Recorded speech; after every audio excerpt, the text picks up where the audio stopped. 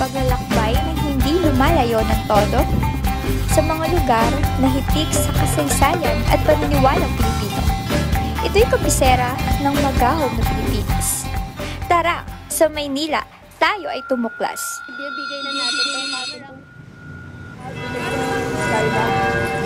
Hi! So, nandito kami sa Binondo Church. Tara, sama mo kami.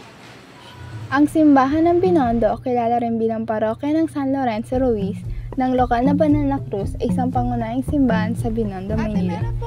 Ang Binondo ay itinatag noong 1594 ng mga Kastila bilang isang pag-areglo malapit sa Intramuros.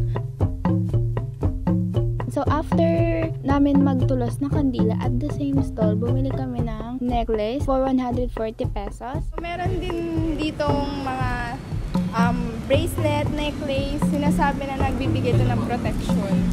Meron din silang binibigay or parang ibibigay sa'yo na holy water para ma-bless yung nabili mong jewel. Hello guys! Tapos na namin lakbayin ang Binondo Church. Ano naman kaya ang ating susunod na destinasyon? Ipapasa namin ang camera kay Mary Jane and Genevieve.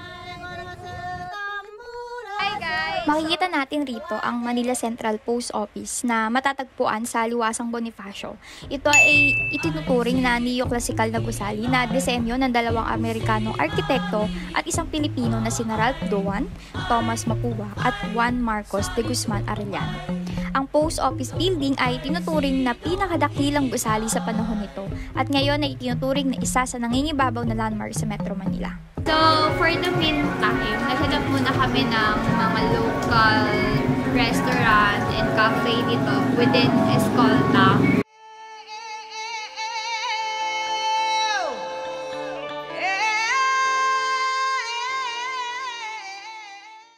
Hi guys! Hi! Ngayon, papunta naman kami sa Calvo Museum. So, hello guys! Andito kami ngayon sa Calvo Building. So, for now, bawal muna mag-video. So, ang ipapakita muna sa namin ngayon is puro picture lang ng Calvo Museum. So, tara! Ang historical marker na pinamagatang gusaling Calvo ay inilagay noong Agosto 14, 2018 sa loob ng gusali.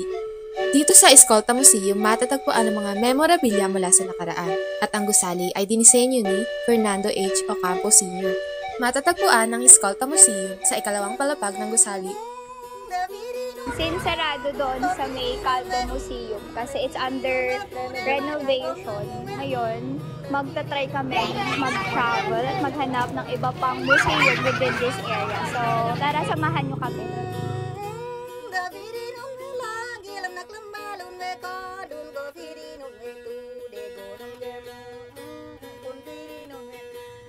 So ngayon guys, pupunta naman tayo sa China para ma-experience natin yung mga iba't ibang foods.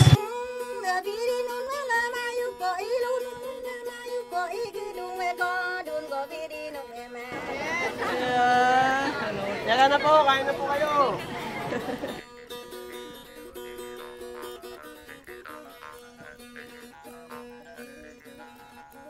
So, hello guys! So, we're done traveling the street of Escolta. So now we are passing the phone to Kyla and Ronel. Bye!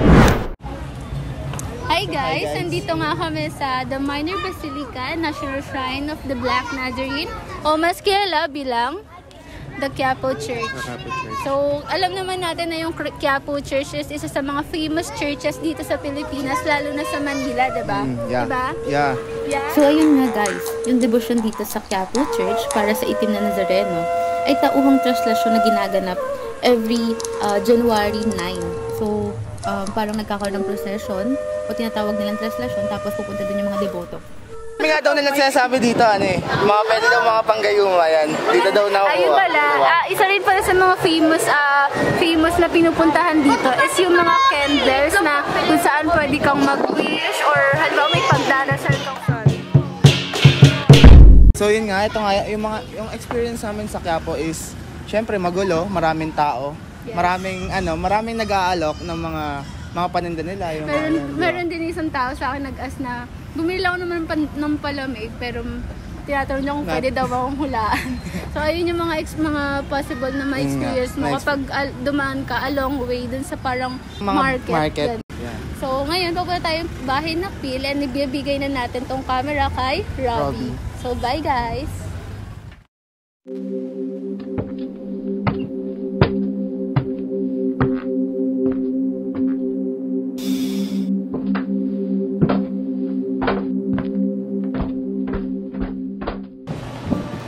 Hi guys! Ako nga pala si Robbie Tamayo and welcome dito sa Bahay ng Phil. Tara!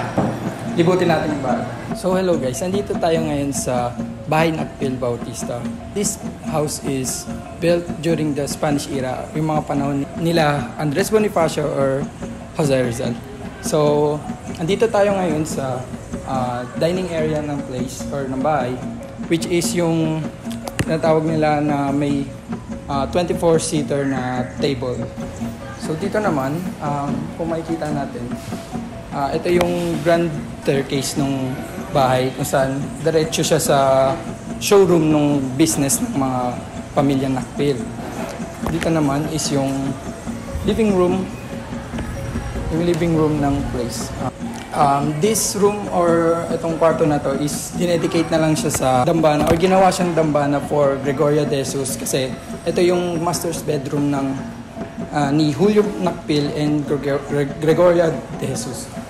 Ito yung mga nagawa ni Gregoria de Jesus yung nung nalipat siya dito, and then yung dalawang kasal niya, which is si Andres Bonifacio, yung first husband niya, and si Julio Nakpil, yung may-ari ng bahay dito. Kanino ko naman kaya sunod na ipapasa ang camera ko? Miss.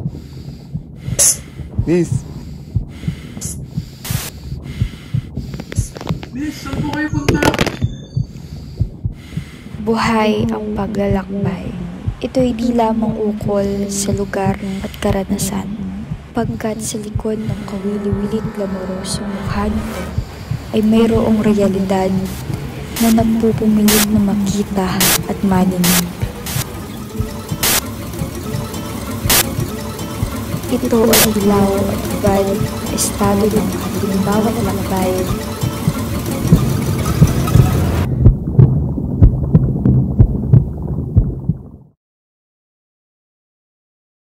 Ikaw, hanggang saan ang kaya mong tignan at pakinggan sa iyong bawat lakbay?